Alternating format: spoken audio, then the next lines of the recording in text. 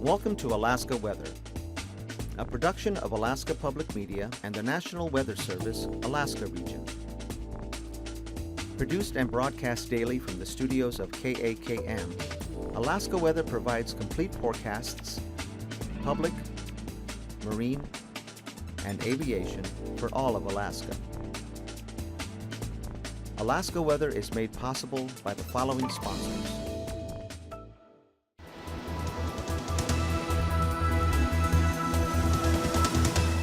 The National Weather Service.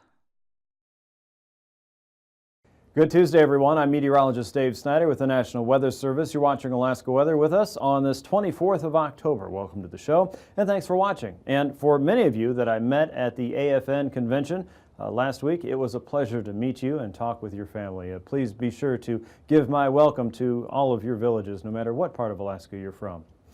If you'd like to check on the weather anytime, be sure to call the 1-800 number. The Alaska Weather Information Line is open at 1-800-472-0391. You can always find the latest information online, weather.gov/Alaska. And if you missed this show, as we spoke about last week at AFN, you can use the YouTube version. It is on our webpage, or you could search for it on YouTube itself if you open the app on your phone.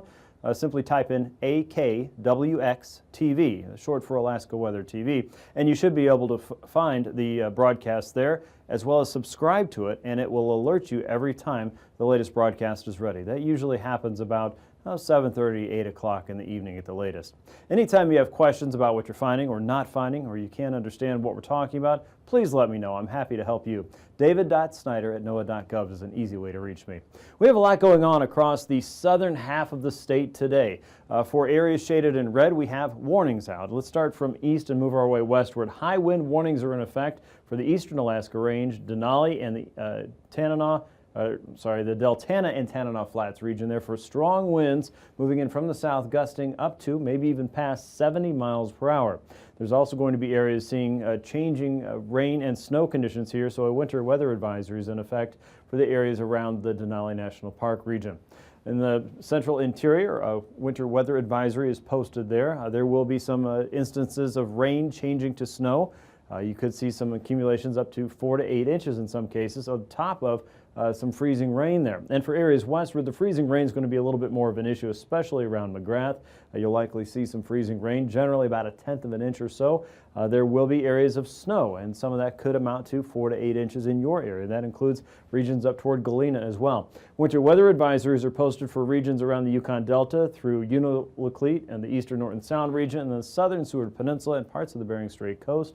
Again, winter weather there could include snow and might also include a little bit of freezing rain. And high winds are also expected through at least the rest of tonight for the Alaska Peninsula. Winds there could gust over 70 miles per hour. Conditions should be subsiding later tonight. All in all, the extreme southerly winds moving through the region combining with a lot of moisture will make for changing weather conditions. Some places don't have warnings or watches at this point. And one of those would be the Susitna Valley, where it has been snowing around Talkeetna, and we expect it to continue to snow later tonight as we go up through the overnight hours. Eventually, the snow will taper off, and then it may start to snow again as we head into tomorrow, but after that, it could switch back over to rain. So it will rain on top of the snow as conditions continue to warm up through the Susitna Valley. So a lot of changing conditions, and again, be prepared for winter weather. If you're in the southern half of Alaska, up north, it's plenty cold, but the moisture hasn't made it quite to you yet. And for southeast, moisture is building in. One wave of weather is working through. You've had some isolated showers across the southern end of southeast today, but as this weather maker moves across the Gulf toward the end of Wednesday night and Thursday, heavier rain will set in across the northern parts of the Gulf. This is a big low pressure system down to 937 millibars there, and it is a powerful storm. You can see a lot of the cold air wrapping around. That's what happens when you see this mackerel type of a satellite picture there. It looks like mackerel scales.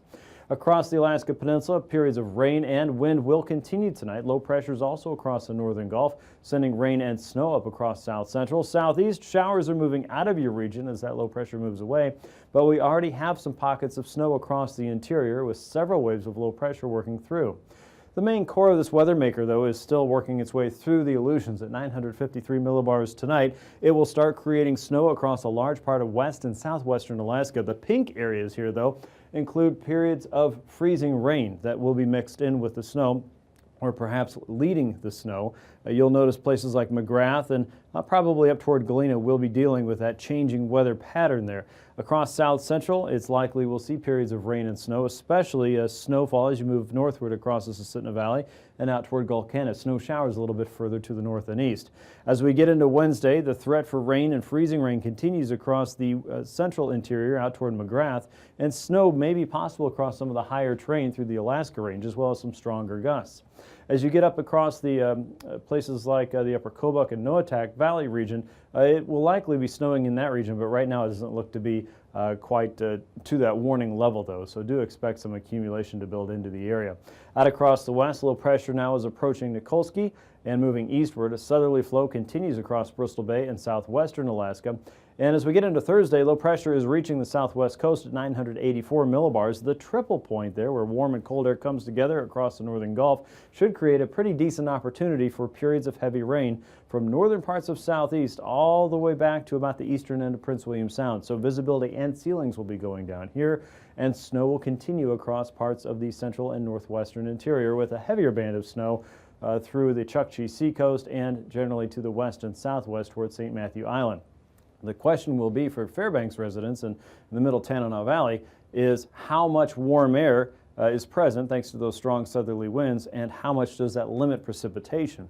And if it doesn't limit precipitation, will any of that fall as freezing rain? And right now that looks like there's at least some chance that could happen. So travel conditions across the interior could become difficult as well. So keep your eye on the weather and make sure you're watching for the very latest information from your friends at weather.gov/Fairbanks/Anchorage or /Juneau.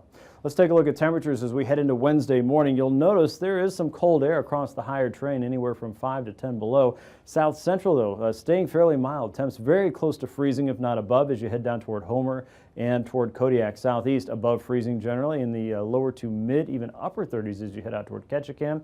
Southwest temperatures a little bit below freezing as you head into Bethel, 30 degrees there, 25 around Amonak, 21 around Nome, and Kotzebue and Shishmaref both in the teens, with Unalaska and Dutch Harbor at 44, coming up to almost 50 degrees for your daytime on Wednesday. South central in the lower to mid 40s, Kodiak 48, southeast in the mid to upper 40s, even 50 degrees around Sitka. Around Fairbanks, about 31 degrees. That's right there at that magical line where the weather could just be cold enough to freeze. 17 around Fort Yukon, teens to about 20 degrees for the Beaufort Seacoast, and 20 around Barrow itself, and holding it freezing around Nome. Shishmaref and Kotzebue, you're looking at temperatures back in the mid to upper 20s as you head into Thursday morning. Southwest back in the mid to upper 30s. McGrath in the upper 20s. South central mid to upper 30s, even closing in on 40 degrees around Homer.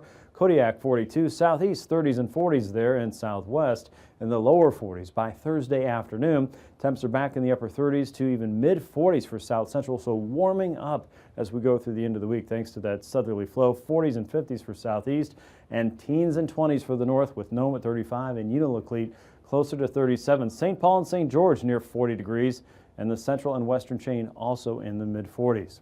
We'll talk about how this warm air is going to affect the sea ice and have a look at the Marines coming up in just a little bit, so stay tuned for that. But first, aviation. And now, aviation weather around Alaska. Moving on to flying weather now, you can see a wide swath of IFR across Bristol Bay all the way up into the northern end of the Yukon Delta and just south of Norton Sound, stretching out across St. Matthew Island and out across the western chain. Watch for pockets of IFR inside of Prince William Sound. Most areas will see MVFR to start tomorrow morning. That stretches into the upper Kuskokwim Valley as well as the upper Tanana Valley and along most of the north slope, but generally east of Point Barrow all the way out toward Kaktovik and Demarcation Point. Conditions will improve as far as IFR goes for Wednesday afternoon, but watch for areas of IFR to expand across Prince William Sound, across the Wygate Delta, and into areas just outside of the Kuskokwim, and then areas just inside of Norton Sound. MVFR, though, spreads even further inland and up into the south-facing slopes of the Brooks Range. Notably absent are visibility and ceiling issues in the upper Yukon Valley. You'll also notice MVFR spreading into northern parts of southeast and continuing across most of the Bering Sea. Here's a look at Thursday morning now. IFR conditions spread all the way down the Kenai Peninsula on the Pacific side. or the Pacific coastline, I should say, and then out across the northern Gulf Coast. IFR just east of Sand Point and across the southern parts of the Alaska Peninsula, as well as Norton Sound and into the upper end of Kotzebue Sound, as well as the central chain. MVFR continues around the south-facing slopes of the Brooks Range as well. Thursday, a different story. Obviously, a lot of changes here for IFR as we get into the afternoon. Widespread areas of poor visibility and low decks across north and western Alaska into Norton Sound, the YK Delta, across the Alaska Range and just west of Cook Inlet, and in across the northern Gulf and into central and northern parts of southeast, with MVFR expanding southward. Here's a look at your pass conditions then. Anaktuvuk Pass and Adigan Pass we expect to remain at VFR conditions through most of your Wednesday. For Lake Clark and Merrill Pass, look for MVFR conditions through most of the day.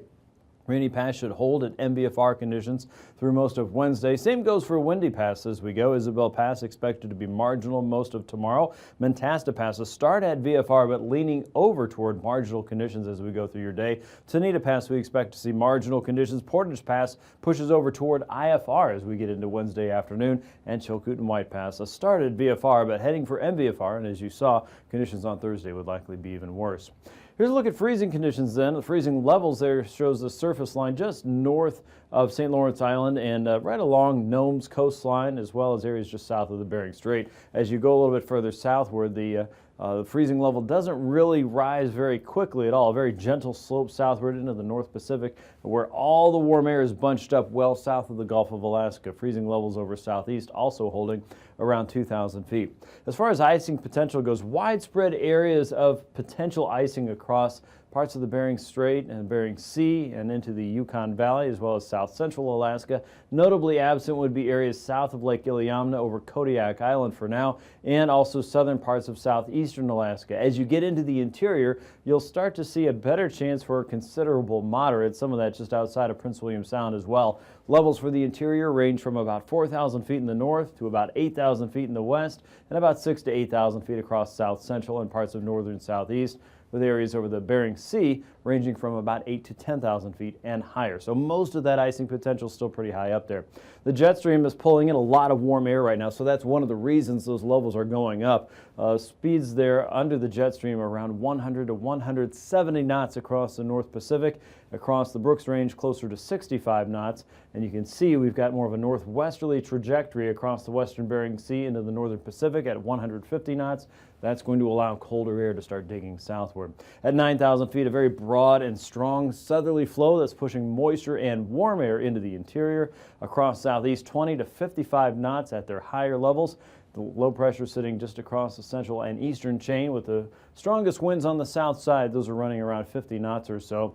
And north and easterly winds are coming in on the backside. Those should pick up speed as we go ahead in time of the next several days, 20 to 40 knots. 3,000 feet, again, our strong southerlies are working their way from the Gulf of Alaska toward the Brooks Range at about 10 to as strong as 40 knots. The strongest winds are just west of Bristol Bay tomorrow, 55 to 65 knots there. And north and easterly winds working their way out of Kotzebue Sound as strong as 40 knots tomorrow. Light winds across southeast. So for turbulence potential, with high wind warnings in effect for parts of the Alaska Range and the Deltana and Tanana Flats region, we'll consider that to be isolated severe with areas below 7,000 feet and at least considerable moderate for many parts of southwestern Alaska, the Alaska Peninsula, as well as the chain anywhere from 4,000 to 5,000 feet and below. We'll be back with a look at your marine weather here in just a few minutes. Like most people, Dennis Beam and his daughter Kelly weren't worried about the cold the night their car slid into a ditch in the middle of a blizzard. I wasn't really too concerned. I'd been stuck before and it wasn't all that deep. But the wind kept picking up and the storm just didn't let up. I was getting wet trying to get the car out, but it was no good, so I decided to wait.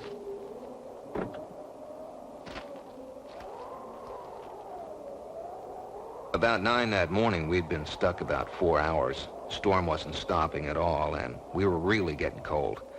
I figured nothing was going to happen up there on a country road. No help, period. So I decided to go for help. You stay warm and you stay in the car no matter what, okay? Okay. Everything's going to be okay. I love you. Love you too. Okay, now you be good. Right there. Right there, okay? I didn't want to be left alone, but Dad said he'd be back for me. He promised. Leaving Kelly was like leaving my heart behind, and I didn't know when I'd get it back.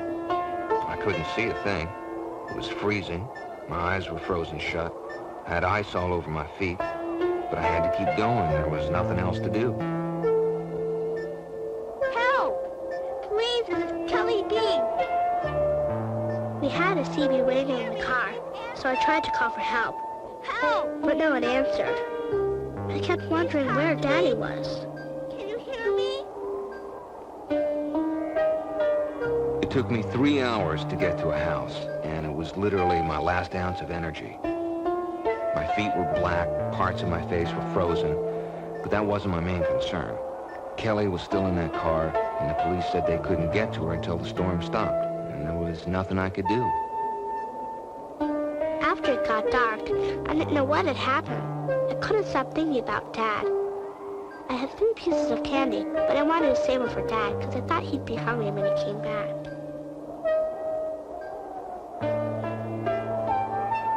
After 10 hours, I didn't know what to think. She'd been alone so long. There was a lot of worry time then. Yeah, a lot of thinking time. Kelly's okay, I think. I had to leave her in the car.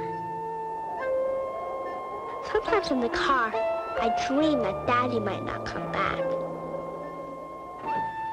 About 1 the next morning, the storm broke, and the police headed off to get Kelly. Have you heard anything? Nothing yet. All I could think was that after 19 hours, who knows, she'd been there so long with no heat. I kept hoping I'd put enough emphasis on staying in that car until I got back. When the rescuers came, I asked if Dad was okay. He said yeah. I was glad, because it was all over and Dad was okay. It's for you? Yes. Thank God. And then the call came. She was okay. My whole world lit up then. Oh, thank God. Thank you very much. Yes. Okay. She's okay.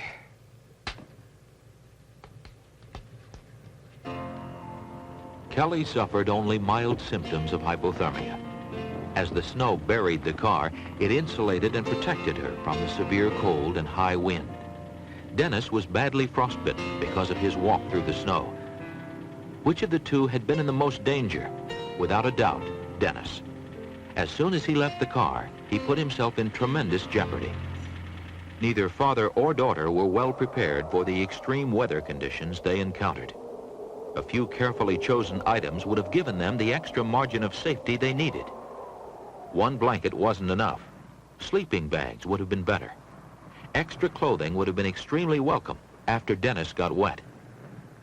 Matches and candles, a flashlight with extra batteries, signal flares, high-calorie, non-perishable food, a shovel and a sack of sand, ashes, or even kitty litter, and a first aid kit. These are examples of items you need. Winter travel is serious business, and you must be prepared for it. Your car should be in good working order. Know the route you plan to take, and tell somebody else where you're going and when you plan to arrive. Check the latest weather information before you leave. The National Weather Service provides up-to-the-minute weather forecasts and can predict most severe storms. If the people in our next story had listened to the weather forecast, they would be alive today. Traveling back to school, 2 students drove directly into a severe winter storm.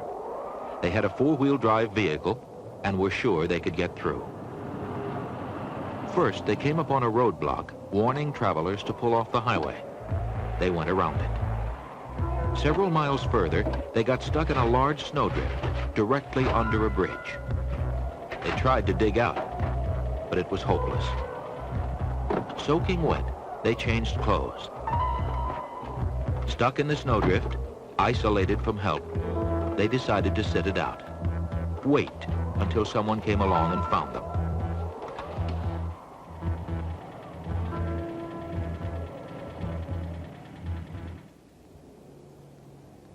The next morning, someone did. They were dead. They had made 2 fatal mistakes. One, traveling in the face of deteriorating weather conditions. and 2, ignoring a police roadblock. Ironically, it appeared that after they got stuck, they did everything right. They started the car every so often to keep warm. They changed into dry clothing after getting wet trying to dig out. And they didn't abandon their car. However, stuck under the bridge, the wind trapped fatal carbon monoxide fumes around and inside the car. A freak accident? Maybe. But they really died because they didn't use common sense. After those first 2 mistakes, every other decision only compounded their danger. Ed and Paul Maluski. Dennis and Kelly Beam could have been winter storm fatalities. The 2 students were. Being prepared for winter emergencies will always better your odds in a snowstorm. So will using good judgment and common sense. These guidelines, if you get caught in a severe snowstorm, will help you survive the cold.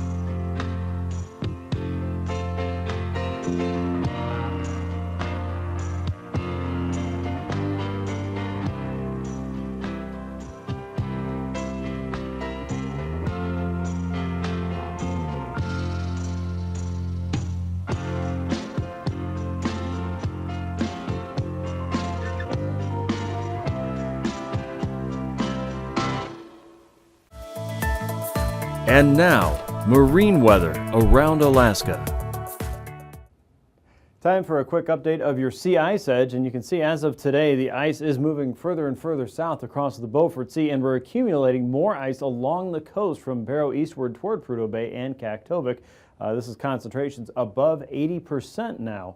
We're also seeing some smaller concentrations of ice closer to the Chukchi coast and in the upper end of Kotzebue Sound. For the very latest on your sea ice edge, make sure you head to weather.gov/anchorage/ice.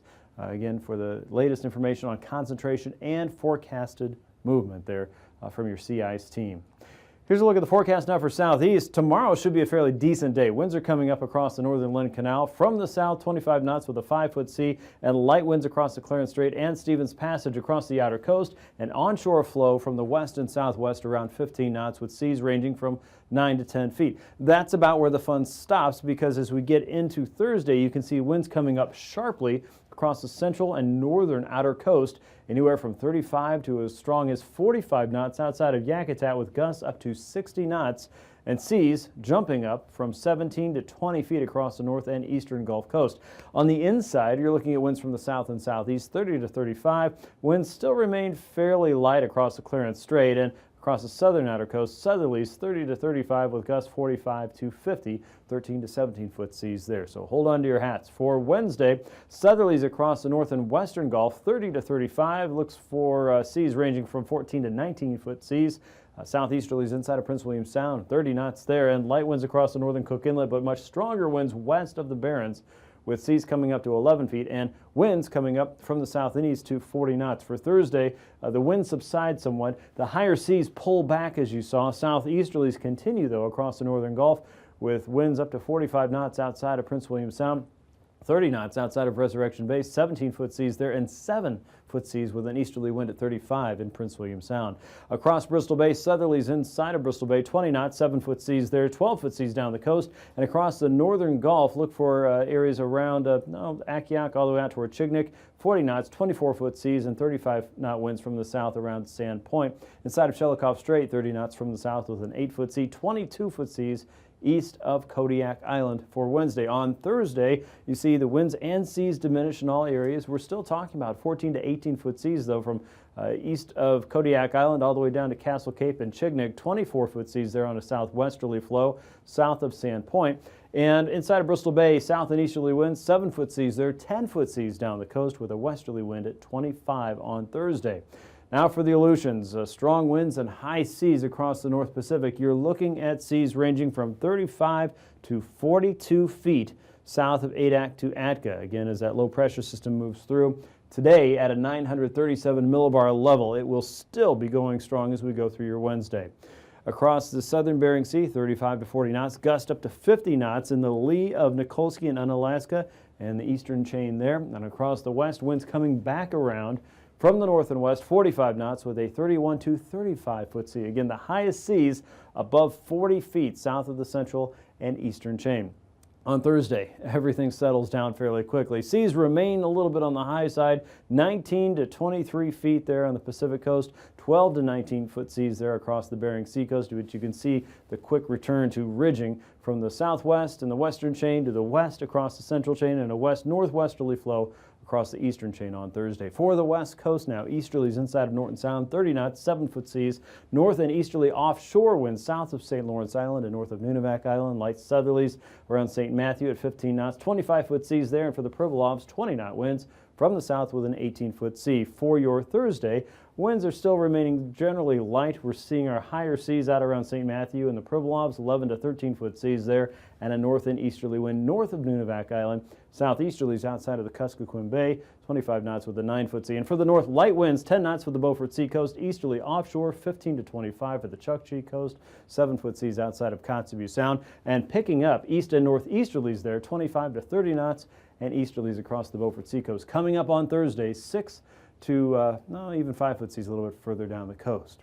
Now, recapping tonight's weather, we have a lot of weather across the southern third of the mainland tonight. Winter storm warnings as well as high wind warnings for the eastern Alaska range. Winter storm warnings there for the central interior and westward. There may be some pockets of freezing rain included with that. Many areas across the western interior will be seeing the opportunity of 4 to 8 inches of snow with the addition of freezing rain, and high winds will continue with gusts over 70. Thanks for watching. These forecasts are to be used for planning purposes only. Call 1-800-WX-BRIEF for a formal pre-flight briefing. Always file a flight plan before you go flying. The U.S. Coast Guard Auxiliary urges you to leave a float plan with a friend or the harbor master before you go boating. Alaska Weather is made possible by the following sponsors.